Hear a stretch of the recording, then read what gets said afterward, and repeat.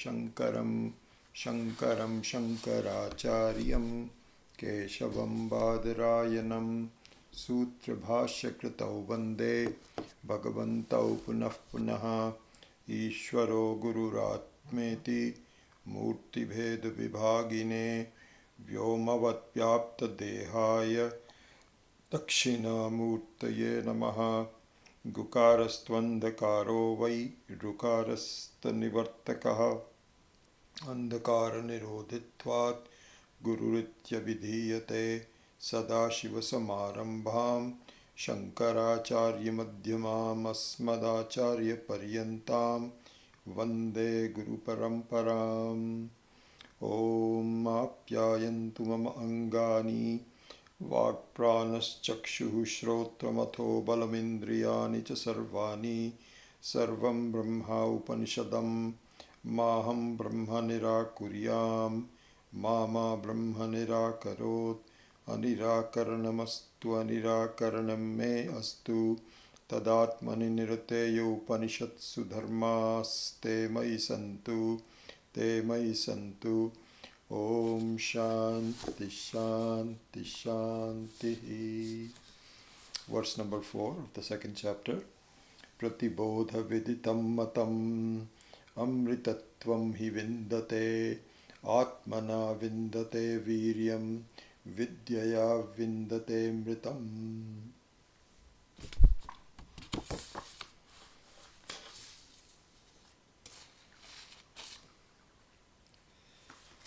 So we started this Vedantic Insights class,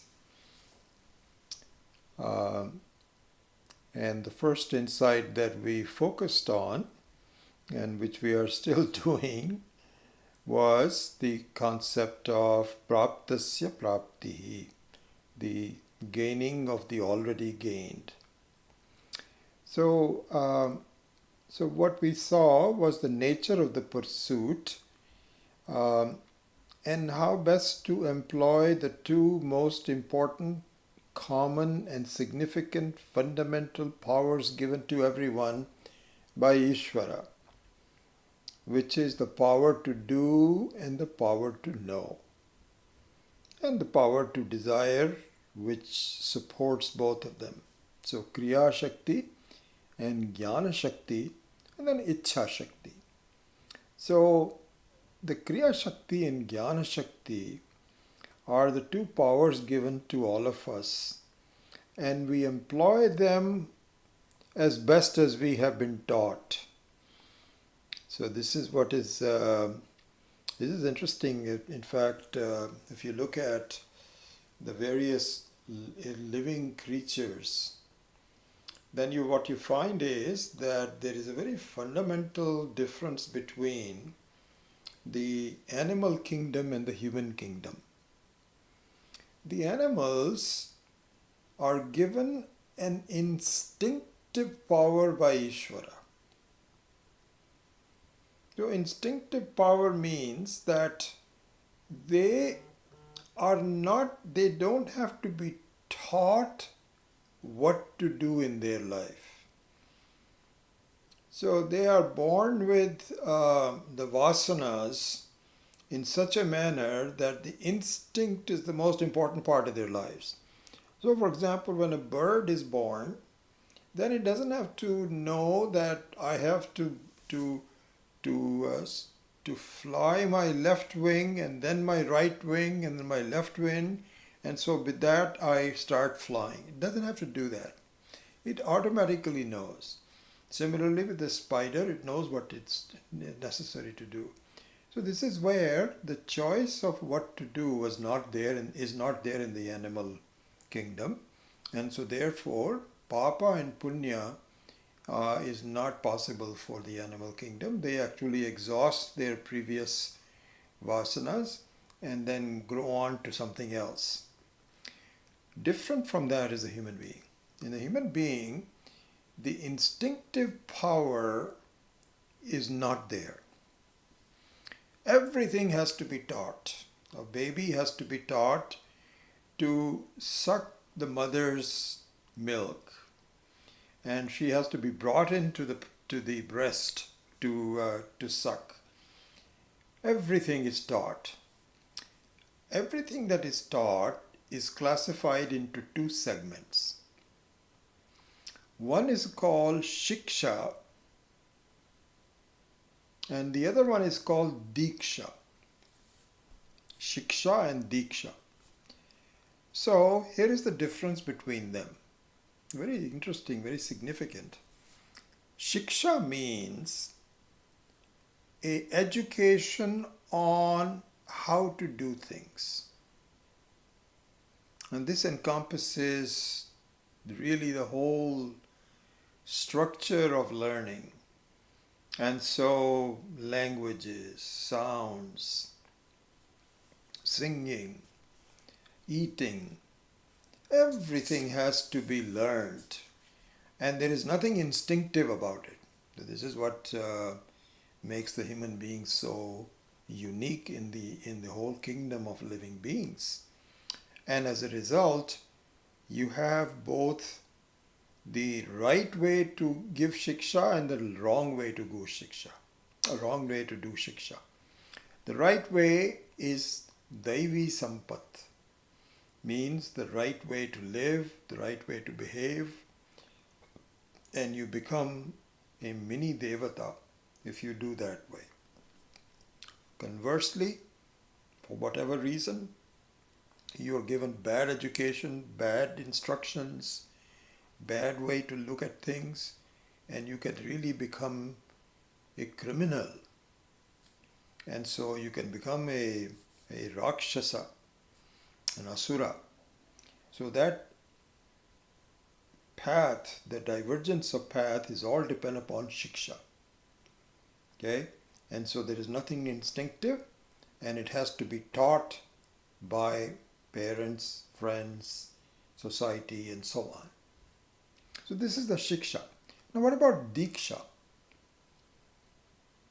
Now most of us probably know the Diksha to be when a Swami anoints another person as a Swami.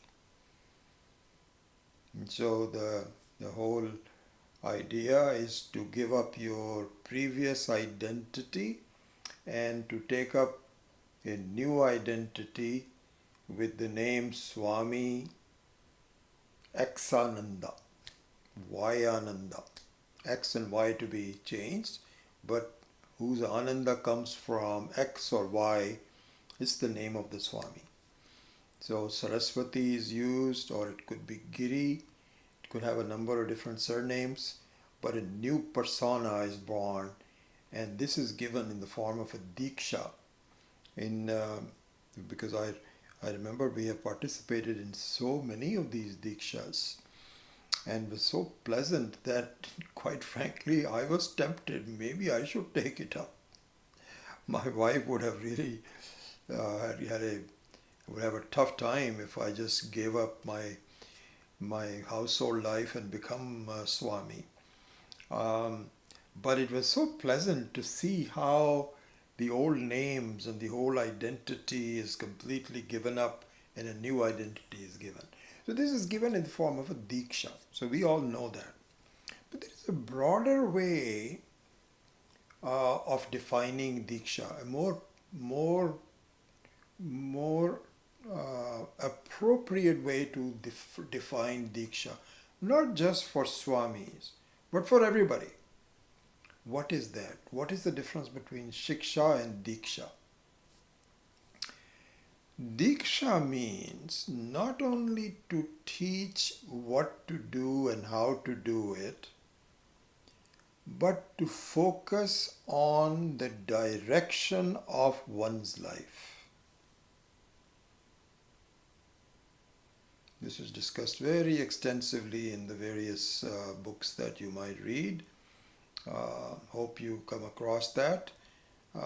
We might actually do that at some detail, but I'm just giving you a gist of it. Deeksha means not the immediate knowledge of things, not the immediate training, but a path towards a direction to take. That is called Diksha. And that used to be in different eras more readily available. As soon as you grow up, you are, and in fact, the Upanayana ceremony for boys was based on the Gayatri Mantra. And the Gayatri Mantra actually is the beginning of the Deeksha. Not generally given to the girls.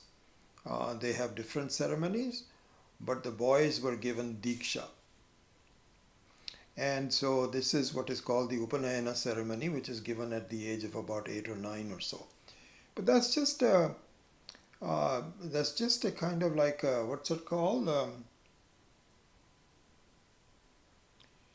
It's the first installment. That's the word I was looking for. It's kind of like a temporary beginning installment. The main thing is that the Diksha was to be given by teachers, by the society, by parents, and it is no longer given that way. It is left up to a hit or miss process of getting people united with some teachers and so on. So now in the present day, I mean, I'm sort of exaggerating to make a point, but I think we are familiar with it. We are not given Diksha. Actually, the Diksha is given wrongly.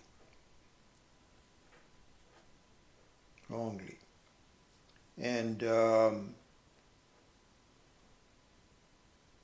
I think if I don't mind my digressing for a second just to make that point, I think I'd mentioned that to you, that in one of the 2 or 3 meetings with one of Swamiji's 3 gurus in Haridwar, I had met him and I asked him, and I think it was the last meeting, he was in his mid-90s, and then after that I could not, he had passed away after that. So I asked him, I said, Swamiji, compared to the days when you were young, how is the prevalence of Vedantic teaching in this country now? And I thought that his answer would be, it is much more now than it used to be. But he just gave the opposite to that. I was surprised. He said, when I was young, there were some of the bright people in each family was sent to a Gurukul for study. And they would be, every family had one person who would be singled out, at least one person and possibly some more, who would be singled out for the learning of scriptures. And he says part of the reason was that when we were under the subjugation of the British, there really weren't any jobs, first-class jobs available. The only thing was the business of your own family. So your father was a jeweler, and so he would make sure that his kids also go into the jewelry business, and that was fine. But as far as the IITs and making officers at various places, that was not given to the Indians. It was only reserved for the British. So there was no chance for people to have higher education except to learn Vedanta. So he says in Varanasi, people were they were flocking to the schools of Vedanta and other disciplines, not just Vedanta. So he says that was the case. So to make that point, nowadays the Diksha is, and this is many of us can relate to it, when you go to school and you start to graduate, the parents would start to plan on what to study and why to study what to study. So for example, there was discussion in my case that you can either become a doctor or a lawyer. And the doctor was ruled out for me because of my poor health. So they said, maybe you should be a lawyer. There weren't that many lawyers. And the employment for law was not that lucrative. Engineering. So this is the Deeksha, which is saying that you go into the engineering line. This is the Deeksha. The real Deeksha is the quest to understand Ishwara. Do you want to go in the direction of worldly success, or do you want to go in the direction of spiritual success? This is the Deeksha. And so now it is a hit and miss process. We don't really know what do you mean by going towards Ishwara. How can one go towards Ishwara? I don't understand that. I can understand how to be an engineer or a lawyer or a doctor, but what does spirituality success mean, and how do you do that? And so this Deeksha is the real Deeksha, where the direction of where we should go, how we get there is through Shiksha. But the pointing out of the end point is called Deeksha. So I took a long detour just to make certain points, and I'm only doing it in this class, not in the other classes, not as much as in the other classes. So going back to our Vedantic insight that we have started, which is the Vedantic Insights on Praptasya Praptihi. So the enunciation of the Praptasya Praptihi, explanation of it, the detailing of it, the understanding of it, is really the Deeksha that we should know about. And as we have just recently concluded in the Brahma Sutra class, as you know, for those of you that are attending that class, we've gone through this dichotomy between Jnana Shakti and Kriya Shakti. So these are the powers given by Ishwara, and so how we utilize these two important tools in the furtherance of our life is given by Deeksha. And so the Deeksha, and so now as you know, in the discussion on the Brahma Sutras, there are two viewpoints. So one viewpoint is the Veda Purvam, Karma Kanda, and the other one is the Veda Antaha, Vedantaha, Purva Bhaga and Anta Bhaga. And here the utilization of karma, of action and knowledge are reversed. As you know, we had the big discussion where in the Bhatta Mata and Prabharaka Mata, in the Purva Bhaga, it was argued that Jnanam, knowledge, is not really useful until you do some karma. So the knowledge of cooking, as we saw in the examples, doesn't do anything. It's a start. Obviously you should know what to cook. But it is not until you cook can you find something which is edible.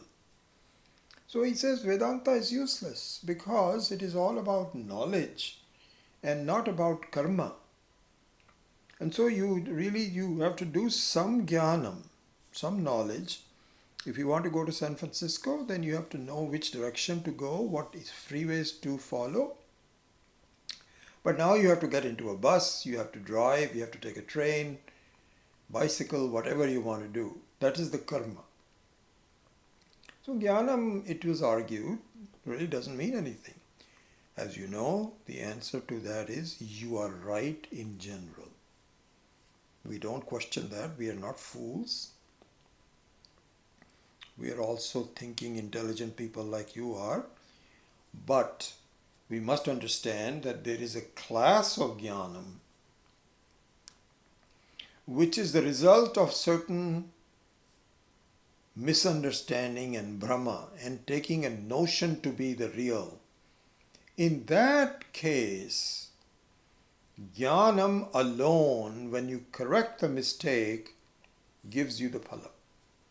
There's nothing, no karma required after that jnanam. Jnanam itself is the phala, as in the case of the rope and snake. And as in the case of praptasya prapti in general. So this is what really inspired us to take this particular Vedantic insight. And I gave you the example of my credit card. So in the credit card example, I thought I had lost it. This is a Brahma. This is a notion. Not that I was pretending or anything. This was really my idea that I thought I had left it somewhere, when in fact I had not. And so in that case, karma actually hurts. How? Because what would have happened if I had not thought about it? If I had not just sort of closed my eyes and sort of thinking about what did I do? Where did I go? So some thinking, some vichara has to be done. And so that is the karma. There is some karma involved. But really speaking, it is correcting the mistake. And even after correcting the mistake, there is some karma involved, because even after I am assured, as we saw earlier, that I in fact have the credit card, there is some additional karma involved in gaining the knowledge. But that karma is nothing compared to what I would have had to do if it was really lost. You can imagine, in these days, nobody's answering phone calls anymore. And you call somebody and you're kept on waiting, or nobody answers. So what I would have had to do would be to get into a car, make a list of all the places that I had visited the last couple of days, and go and talk to them and say, have you found this kind of a credit card? No, this is go after, I don't know, but there's another person that you should be asking. So I go around in the same, anyway. It would have been a very long, laborious process of the karma, and at the end of that, nothing would be gained. I'll come back even more lost. So here, in this case, the karma plays a sahakari role, and jnanam plays the mukhya role, the main role. Whereas in the case of apraptasya prapti, jnanam plays a secondary role and karma plays the mukhya role. So therefore, this is given by Deeksha. And what the Diksha says is, if it is really, whoever gives the Diksha, either through, in the old days, ordinary households, father, mother, and so on, these days even they are confused. They also make all the children confused, because the best thing is to get a job somewhere and marry and make some money, have children, that's it. That's what your end of life is. It's not the only advice. The Diksha properly given was turn towards God at an early age. Seek God, find Ishwara, find yourself, and then amritatvam hi vindate. So that is the Diksha which should be given, but not generally available. So here what we saw was that in this case, the praptasya praptihi is a very peculiar search, and the peculiarity of the search is the more you search, the less you find.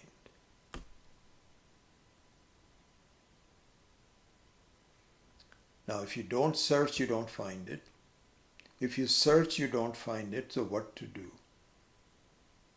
So there, the search has to be tinged with vichara, with thinking. And this is why all the Shastras say that this is a very peculiar, this losing of something which is not really lost is a very peculiar search. So that's why they say that it is farther than the farthest and nearer than the nearest. Bhagavad Gita also says it. Number of the Upanishads also say it. In Bhagavad Gita, in chapter 13, verse number 15, it says, Sukshmatvad tad avijñeyam durastham cha antike cha tat. This is the verse number 15, right after the amanitvam adambhitvam section. All this, 4 verses that give the 20 different qualities of sadhana. A very famous location for those famous mantras. Right after that, there is this mantra. He says, Sukshmatvat tat avijñeyam. That this is something very subtle and therefore it is hidden. It is hidden in the cave of your own heart. And durastham. Durastham means it looks very difficult, very far. Antike cha tat, but it is very close.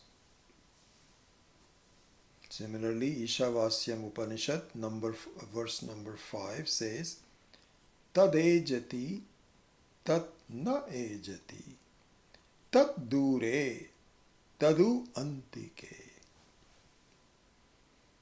So this kind of verbal juxtaposition is very common. Farthest from the far, farther than the farthest, and nearer than the nearest.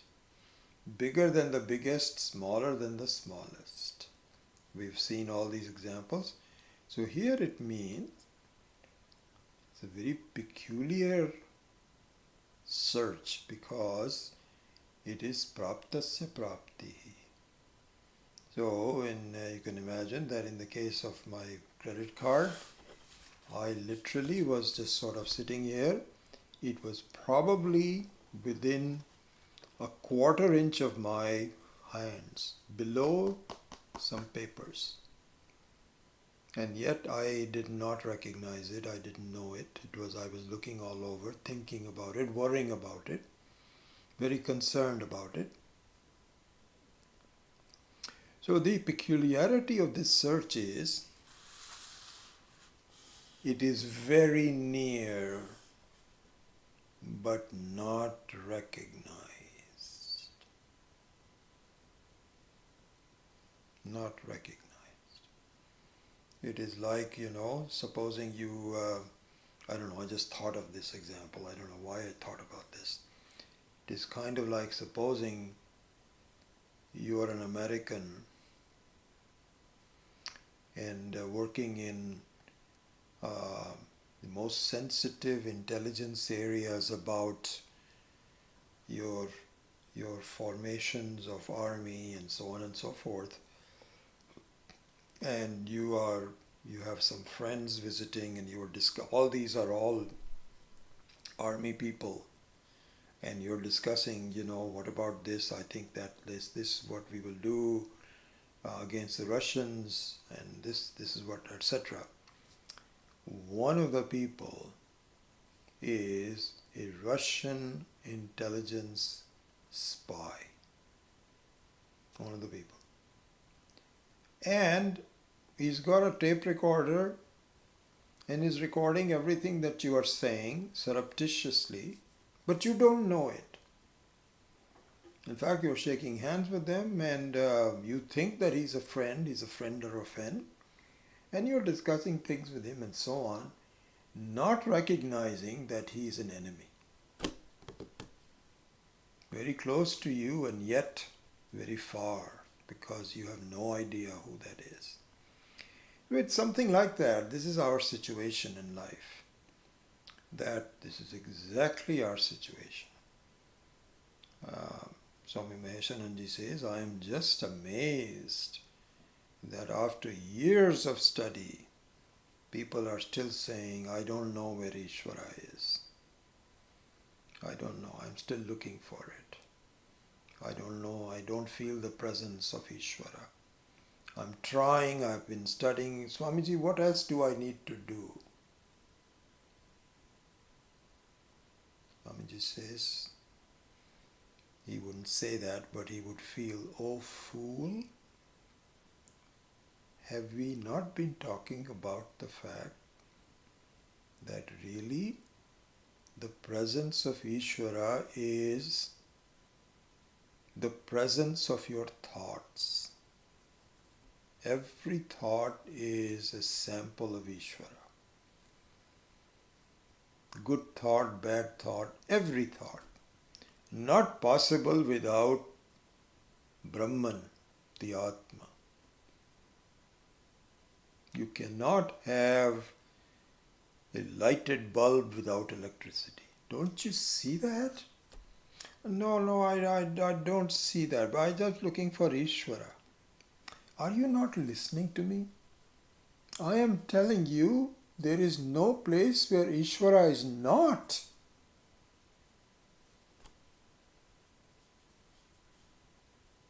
No place, no occasion, no time.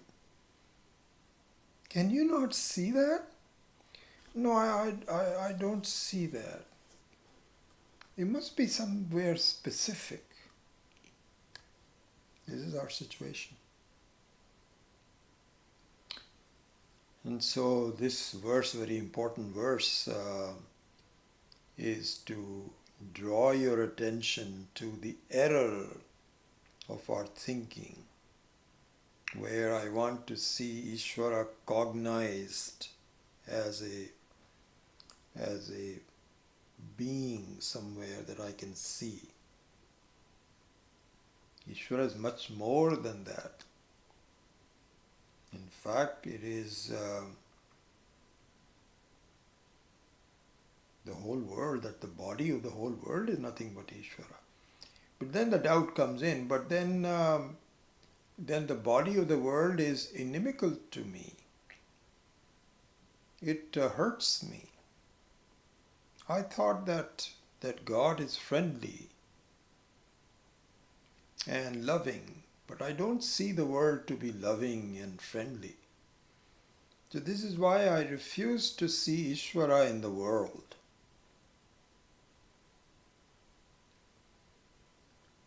To counteract, it is said, this is your thinking, that Ishvara, that the world is inimical to you, is hurting you, is bothering you. It is your thinking. It is not true. It is not true. It is because you have taken yourselves to be this human being, this appliance, a living appliance. And viewed from that perspective, you're looking at other appliances and other waves of the ocean and so on as inimical. This is what you have to change. You, in fact, are the basis of everything. The whole world is really just a manifestation of Ishwara. Just like the whole dream is your own manifestation, good and bad, both are you. And it just goes poof once you understand. There's no reality to it. So it is not correct that the world is inimical to me and therefore it cannot be Ishwara. It is Ishwara. It is Vivarta Upadana Karanam as well as Nimitta Upadana Karanam. Both the body, the material cause, as well as the intelligent cause. Both. Very interesting in these two and looking at both aspects of it. I read somewhere, but I didn't see it in this manner, so I thought I'd communicate. We use two words for Ishwara. You've often seen this. One is called Paramatma, and the other one is called Parameshwara. And Adi Shankara also discusses this. Paramatma and Parameshwara. So, as you know, that Ishwara is the Abhinna Nimitta Upadana Karanam. It is non-differentiated person with the intelligence of this whole world, in creating the whole world, although it is not created, it is always there, and also the body of it. It's both the Abhinna, Nimitta and Upadana Karanam, like a dreamer. We know that already. But in that wholeness of Ishwara, the Paramatma word refers to Nimitta Karanam, the intelligence behind the creation. Okay? And the word Parameshwara refers to Upadana Karanam, the body of the Ishwara. And as hopefully you have been attending quite a few classes and you've been learning and teaching with me, and that is that what kind of Upadana Karanam? Some word should come to your mind. Vivarta Upadana Karanam. Vivarta Upadana Karanam. A material in which the change is a non-change. Like golden ornaments or waves of an ocean, yes, there are changes, but there are no changes. No changes in the basic material, only in the form. And the form is Vacha Nambaram, na Vacha Nambaram, Vakarambanam, Vacharambanam, Namadheyam, as in Chandogya Upanishad. When you say a ring, the ring is just a name and form. It has not a separate substance from the gold. Vacharambanam means just for mentioning something. Mritika ityeva satyam. The clay is in fact the only satyam of the pots, so calling a pot or a cup. And so it is Vivarta Upadana Karanam. So the whole world is nothing but an Upadana Karanam. That Upadana Karanam is defined by the word Parameshwara. And the intelligent cause is denoted by the word Paramatma. One and the same, really. So one will be the Upadana Karanam with Maya Shakti. Maya Shakti means all the forms. the waviness and the ornamentation and the unchanging gold is the upadana karanam. And then the intelligent cause, nimitta karanam, is denoted by the word Paramatma. So we can use that interchangeably, as Adi Shankara also does. So there we can say that the Deeksha should be, the direction of our life should be to get to know the reality of Ishwara. And by doing so, get to know the reality of the Jiva. The reality of the Jiva and the reality of Ishwara are pretty close to each other. One is in charge of a bigger job, but the essence of the two is one and the same. So that is the Diksha that we should do, and that is the nature of Praptasya Prapti. So now here, one thing that we should think about is, as we started to talk about in the last class also, that my non-understanding of the contribution of Ishwara in my life is very damaging to me. So damaging, in fact, that until I understand it, it keeps me in the prison of a human being.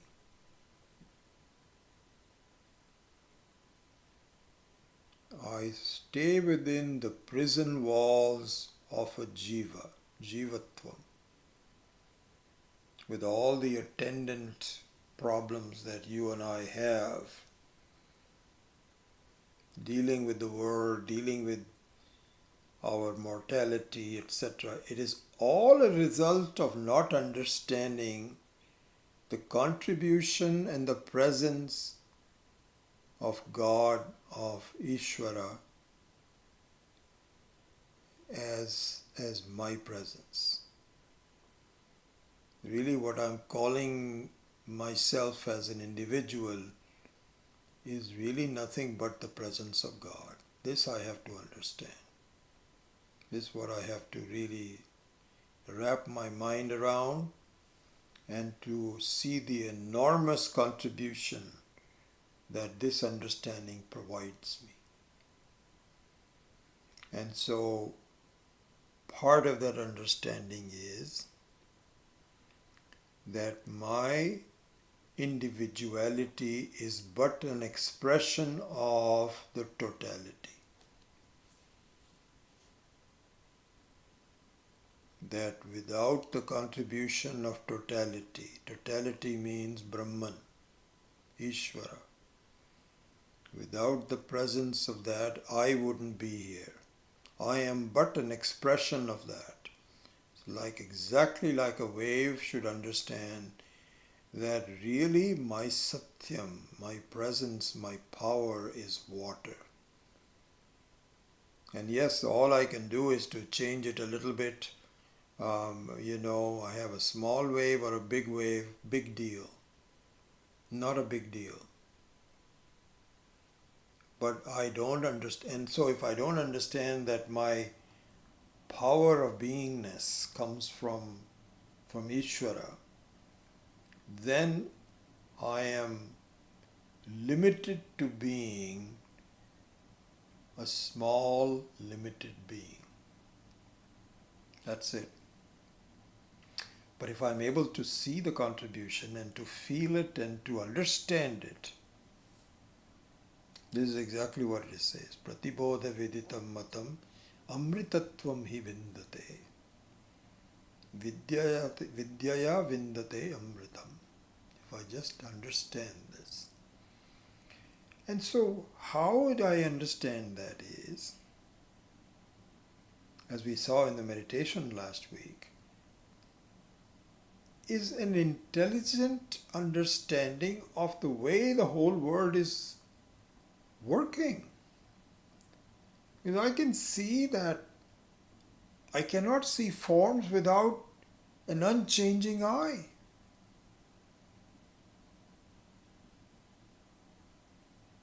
So similarly, I cannot have thoughts without an unchanging consciousness. And that I am that unchanging consciousness. This is what I have to see. Because right now I feel that doesn't do anything for me. I mean, might feel.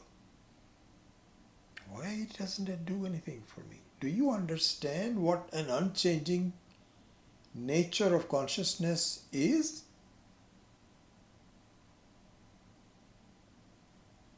You see the enormity of something which does not change? Yeah, I just look upon it, it doesn't change, so what? Hey, I know cannot change. And it's an enormous thing. That means death cannot touch me. Because my nature is Satyam. So this I have to see. And that just means that I have not really dug deep down into it. I haven't dug into it. I just see it as something on the surface. Yes, I'm functioning and I'm doing things and so on, but the depth of it can only come in through vichara. I'm reminded of a story that is this is a very popular story, and I think I understand that it appears in the Chandogya Upanishad on this point alone. So the story is that there was a farmer, a young man, who had some small land, and I think we have talked about this before, but this is a very popular and a very important story that really we should relate to for our own self, our own benefit of our own understanding. So this farmer had a household. He had a couple of daughters and one son perhaps, so 3 children, a wife, and a mother was still living with them.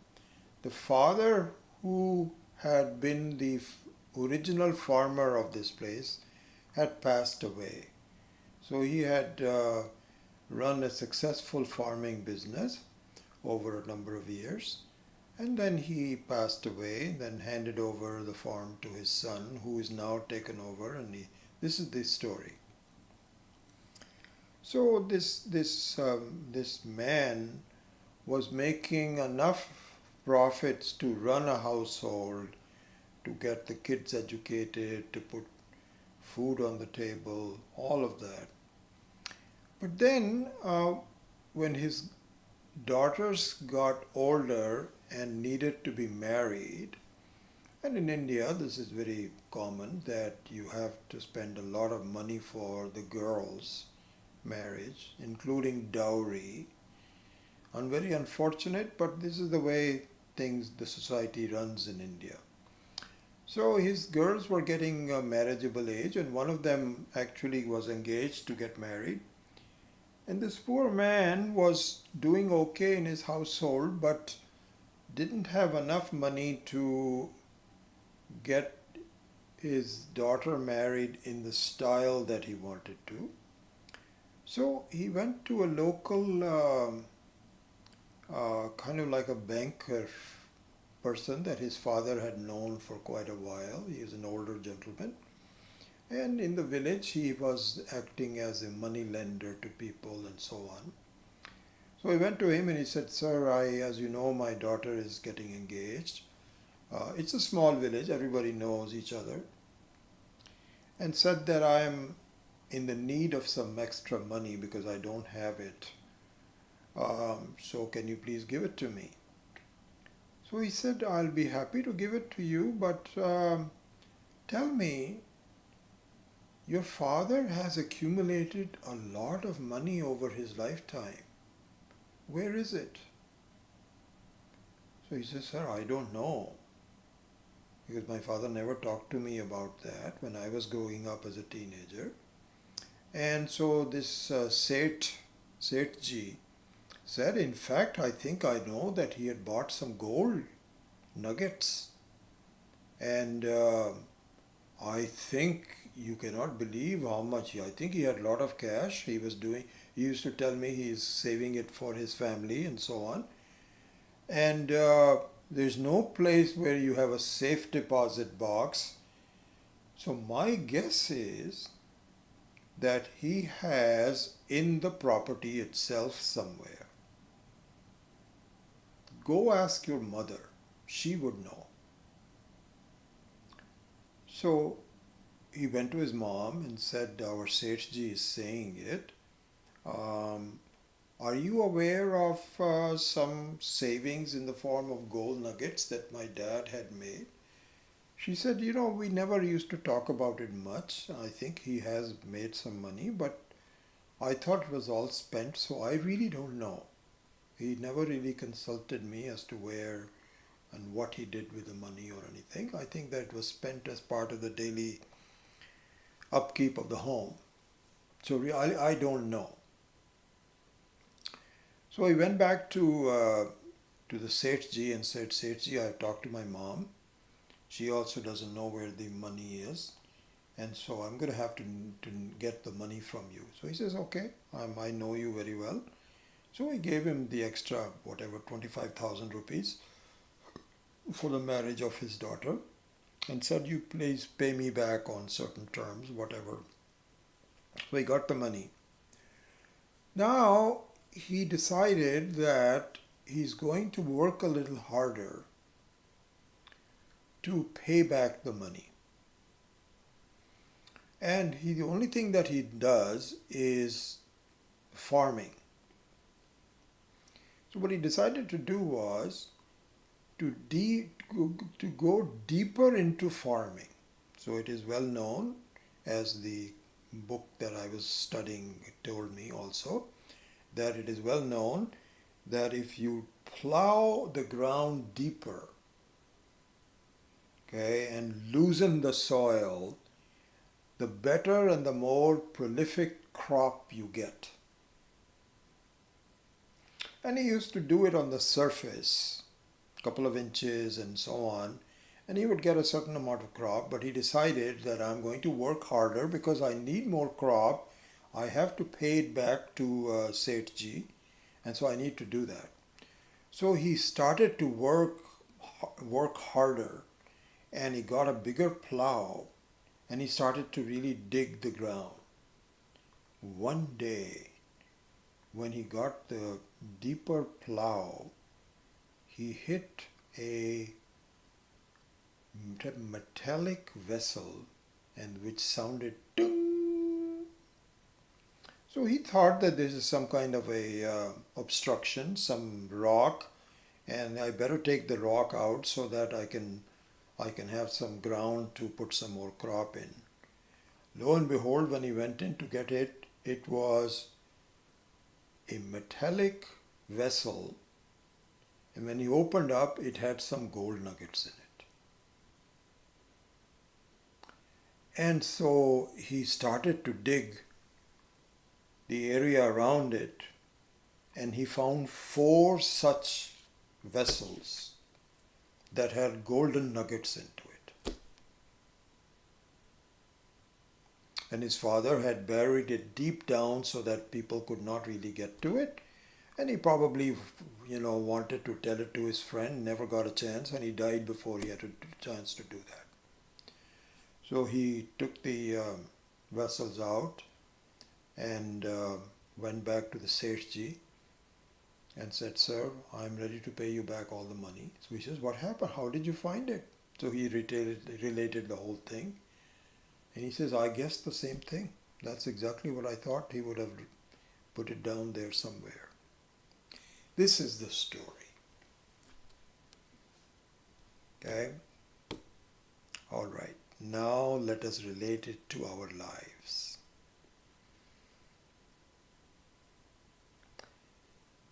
So what happens is we are thinking people up to a point. Up to a point meaning that our thoughts and our actions, our behavior, our relationships, all of the experiences of our life are adequate to maintain a certain level of our life. It is kind of like he's adequately keeping his household alive. So similarly in our life also, we make friends and we are getting educated and we keep enough, we exercise, we eat enough, whatever we need to do to get going. But it is not enough when we really have the need to deep down below understand what my problems are, where am I going? I'm getting older and death is approaching. Is this what life is all about? Should there be something deeper in the meaning of this? And so I go talk to, somehow I find a Vedantic teacher or some other teacher for that matter and discuss this. So that person says, indeed, you have resources within yourself to answer these questions.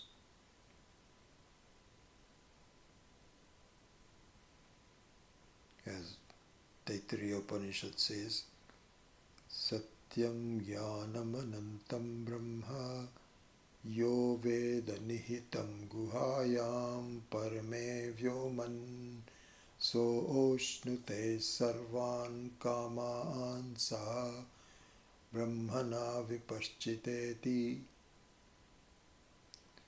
It says, the truth is hidden within your own heart. Go find it. This is what the equivalent to the Sethji. Sethji is a wise person, friendly person, not taking advantage. He was his father's friend. And he says, I think you have it somewhere. Because your father was a good man. He was not a gambler or something like this. He would have saved it and somehow he didn't communicate it to you. So the Vedantic teaching also says, listen, it's there with you. It's there. Search it within, close to it. So far, somehow you never really found out what to do. But the truth of the matter is that this is a proven fact. You're a human being, you're not an animal. You have the capability of finding out. But you have to dig deeper into it. Dig deeper into it? What does it mean by dig deeper? So what it means is, like this person does, you have to go beyond the level of the daily living. And you have to search for answers and do it systematically. Kind of like, if you have a field, and in fact Swami Maheshananji pointed this out, that Bhagavad Gita and all of the others says that this body is really a kshetra. It is like a field. And so you put some seeds in through this body, and you sow the seeds and you live on it. And herein lies a deeper truth which is in your own body, in your own mind. Not just the body, but the whole mind-body-mind complex. And so the way you would do that is to look at your contours of your field and plow it very systematically. Every foot. Don't leave any holes. Don't just say, I think I search it here, then I think it's not there. No. It's there. So in the case of going back to the credit card example, it's there. So all I really had to do was to tidy up my office. Gets naturally entropy. Gets messy if you just don't really. This is what is called the prayer before you do Rudram, for example. So you do all the prayers. May Brahmaji come here, may Indra come here, may you take care of my body, my eyes, all that. This is all called structured. This is kind of search, systematical search. Anyway, it says that search and search deeper into it. Study. Put some effort into it. Study Sanskrit, which is the language. Put the effort into it. Study the etymology of words, the nuances, the very, as it is said, Sukshmatvat avigyeyam, Bhagavad Gita. He says it is so subtle that it is not known. So bring your mind to be a subtle instrument. If you do dig deeper into it, what you will find is one day you will hit dang, and that day will be when you turn towards Brahman, towards Ishwara, you will find that your mind will be at rest. And your mind will be at rest and your mind will be peaceful, not because of any reasons. See, that is the beauty of this search. The beauty of this search is, this will come in the 4th chapter of the Kena Upanishad. I was just looking at the syllabus and we have not even taken up the 3rd chapter, which won't take that much time because I still keep kind of dancing around it. But after the 3rd chapter is over, then it talks a little bit about how this, what would be called an experience of Ishwara as yourself, presents itself. And so this tan hitting the metallic is equivalent to a state of mind where you are happy for no reason. This is the way to find Ishwara.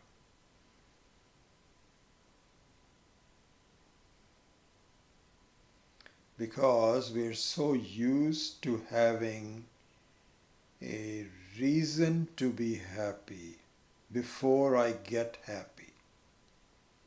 I manipulate, I do different things, and finally something happens and I feel I'm happy. But for a while, as a result of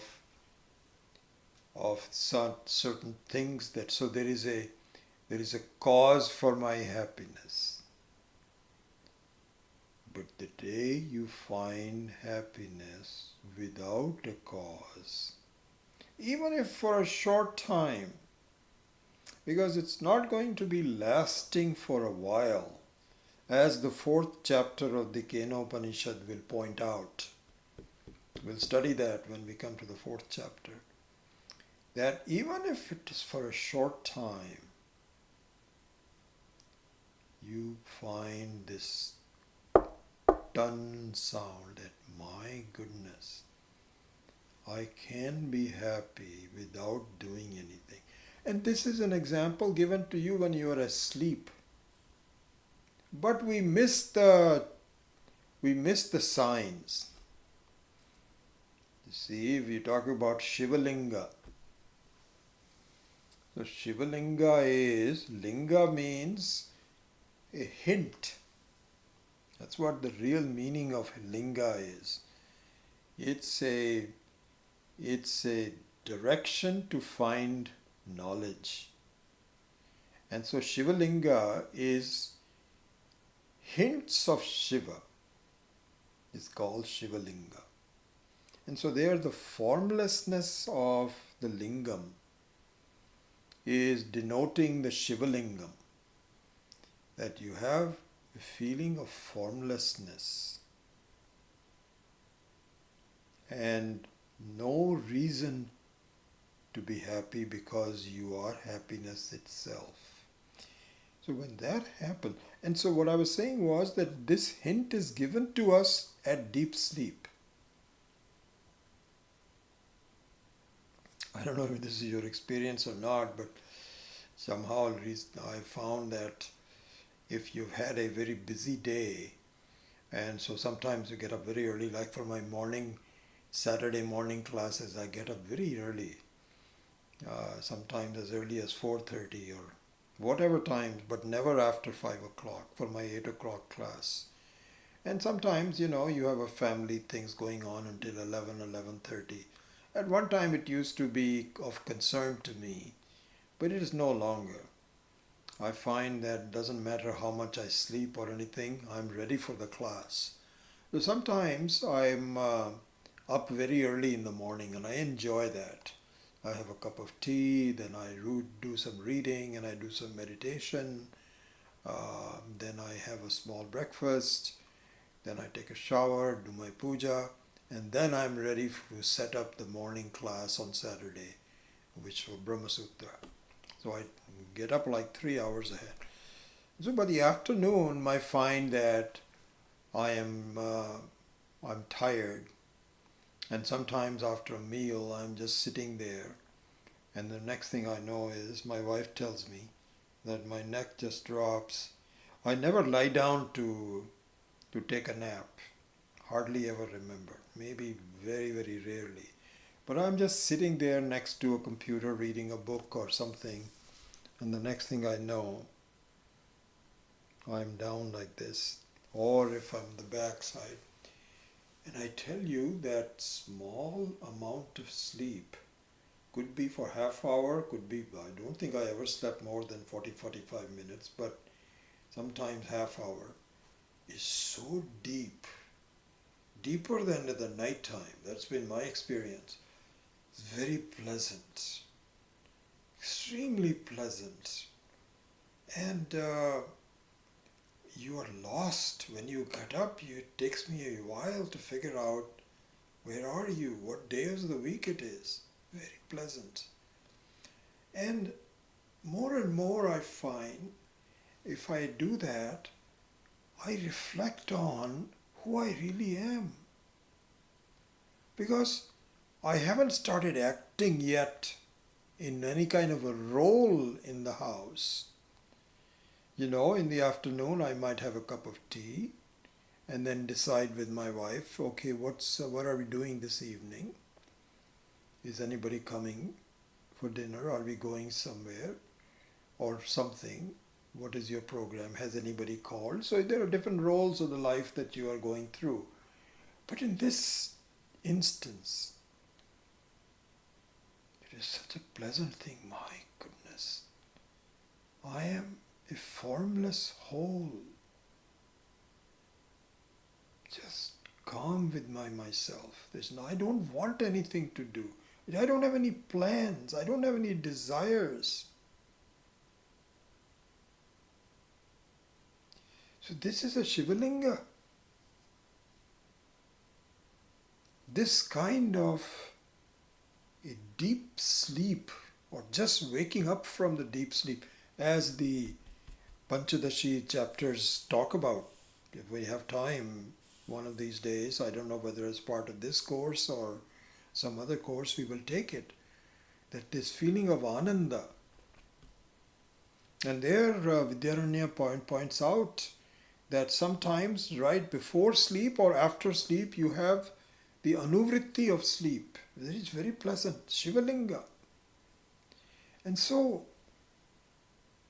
that is the ton.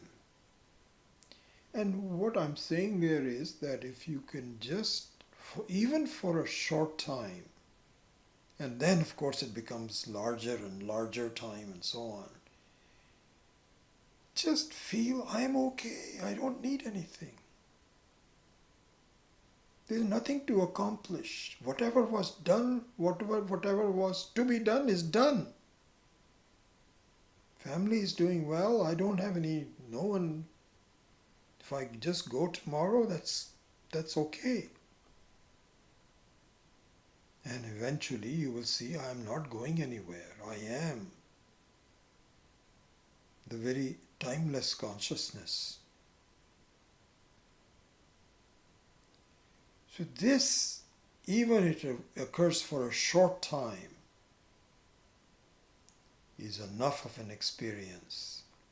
Because before this experience comes in, you're always looking for Vishaya Sukha, Vishayananda. Eating, music, talking to people, jokes, some small feeling of ananda that has a cause. This one is without a cause. And this is exactly like hitting a metallic box which is full of gold, Hiranyagarbha, Hiranyam. And if you continue to search more, you find this is what you were really looking for. Your whole life is fulfilled. So this is the Ishwara. You are consisting of the essence of Ishwara, essence of Brahman. We just have not looked into it. So a deeper search is likely for you to hit this metallic. Metallic means a sense of Shiva Linga. Beautiful story, a very important story. So keep that in mind. That with the proper Diksha, this is the Diksha, this is the direction we have to go to. The direction we have to go to is that instead of having temporary relief from the world, go for finding something which is unlimited within yourself. Not even within yourself, which is you. This is the Deeksha that has to be given to us. That's the difference between Deeksha and Shiksha. And all human beings have to be given this because it's not instinctive. We have crossed that boundary. We are no longer an animal kingdom. We deserve to find permanent peace in our life. So with that, I close the class today. I left my laptop. I have to go get it in a second. But let me say a prayer. Om Asato ma satkamaya tamaso ma jyotirgamaya mrityor ma amritam gamaya Om Purnamadav Purnamidam Purnat Purnamudachyate Purnasya Purnamadaya Purnameva Vashishyate. Om Shanti Shanti Shanti. Harihi Om Shri Gurubhyo Namaha. Harihi Om. Let me go get my laptop. I'm sorry, I put it back in that other room. I'll be right back.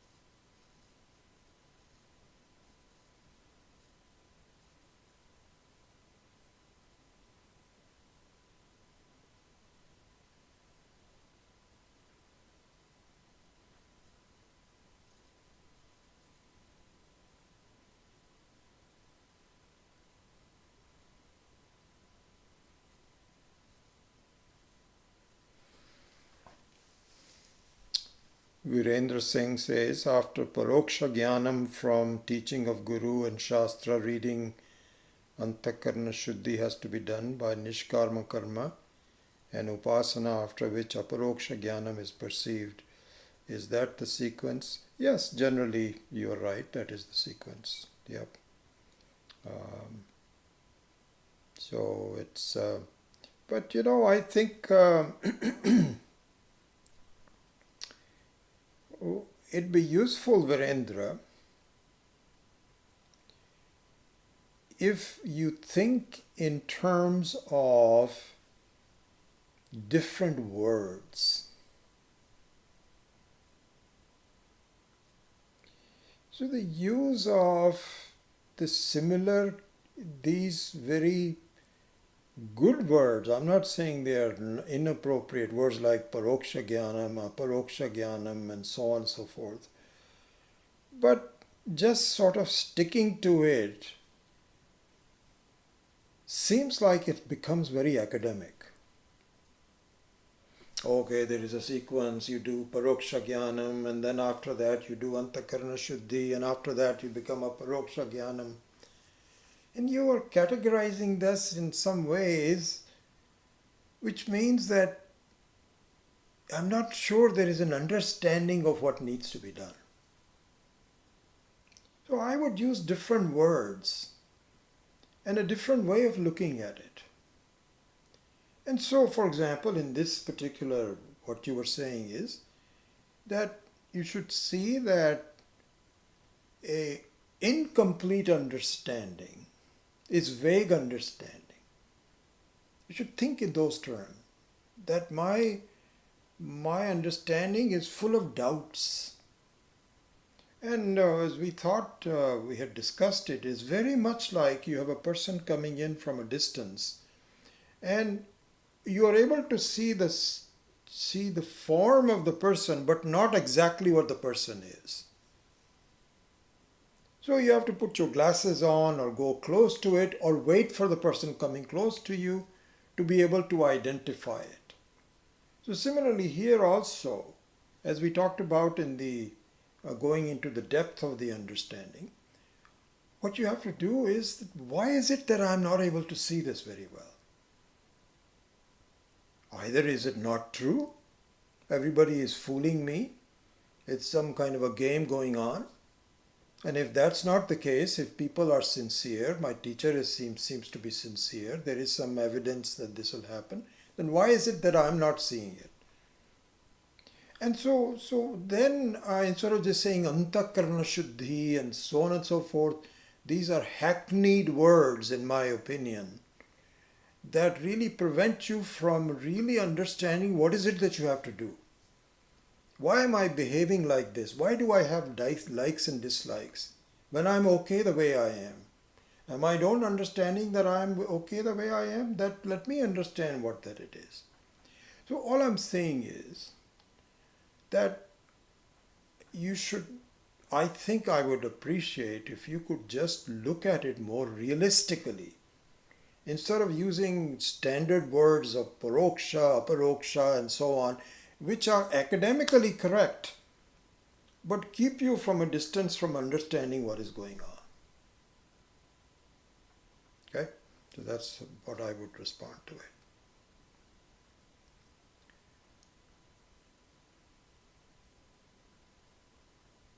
So yeah, applies to your second question also, japa yoga, dharana, dhyana, samadhi. These are just words. To see the importance of that in your life and adopt it. Instead of just being knowledgeable about these are the 8 different ways of doing this, 4 different ways of doing this, not very useful. Okay, so that's the way I would understand it. Balamani. Prakalatha sees God without proper Diksha or Vedantic teachings, but with pure bhakti. He realized God and proved to his father. How this can be explained? I don't know the story, Balaji, what you're saying. Prakalatha sees God without proper Diksha or Vedantic teachings, but with pure bhakti. And realize God and prove to his father.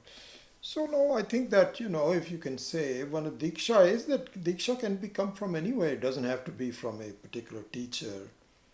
It could come from father, it could be reading books. The Diksha can be given in any different ways. It doesn't mean there is a proper way of... Now, if you want to become a Swami, chances are that somebody would have to bestow the Swamihood, or you can just take the cloth yourself, I guess, I don't know. But that can be done in a very very formal way. That was the word I was looking for. But as far as the Diksha goes, as far as finding the direction of where you should go, that can come from anywhere. It can be reading from a book, because it all comes from the previous life. You were born in a situation where this teaching was available and you have some wisdom that, my God, this is what life should be all about. That's beautiful. That's Diksha. So it's not necessary that it has to be given from a teacher or anything like this.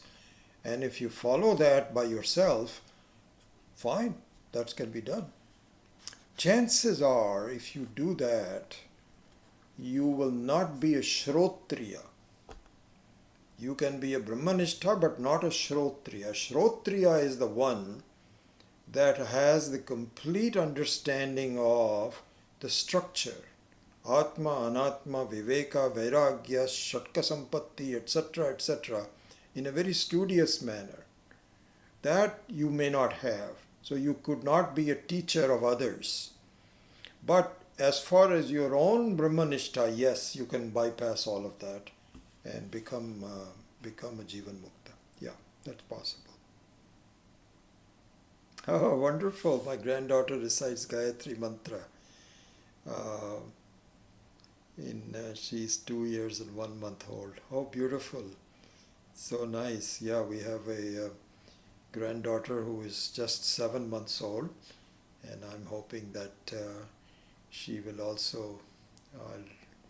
I was not able to really teach my two older granddaughters about all of this, but uh, there's always another chance to do so.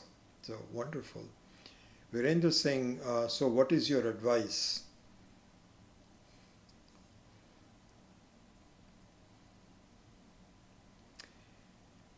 I guess my advice, Virendra, would be that um, you place a high value towards thinking and understanding, not mere study.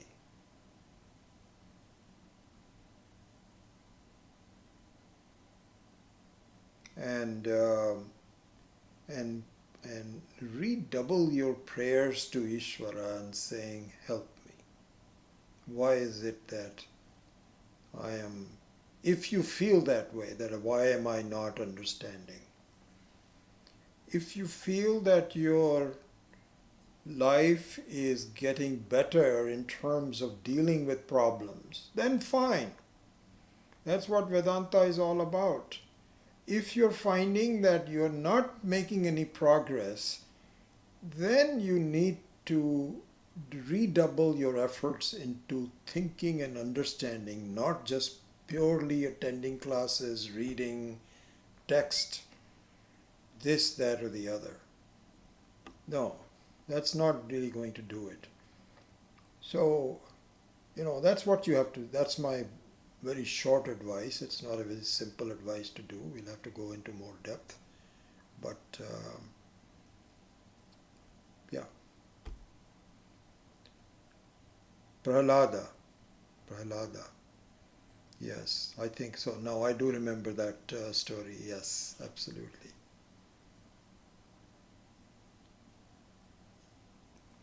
Virendra again. So, what is your advice? How to ask questions? How? Ask questions about to yourself.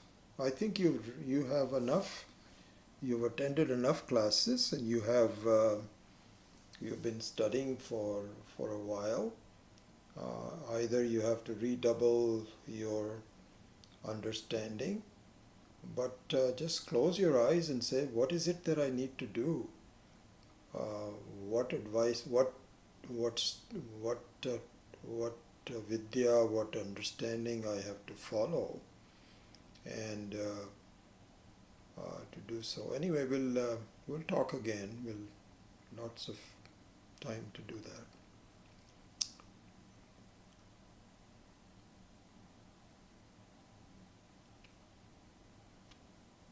All right.